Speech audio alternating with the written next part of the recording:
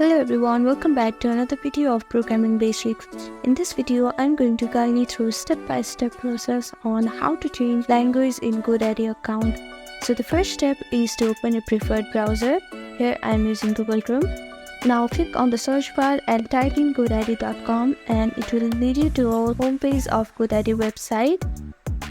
And after that, make sure that you are logged in your account, and on this home page, scroll all the way down of this website, and here beside this GoDaddy logo you can see this India-English. Click on it and here you can choose any of these languages here as you prefer. For an example, if I click on this India Hindi option, then it will change the language of my GoDaddy account. Thank you for watching this video. I hope this video was helpful to you. Please do like, share and subscribe to our channel. And don't forget to comment down below if you have any queries. Thank you.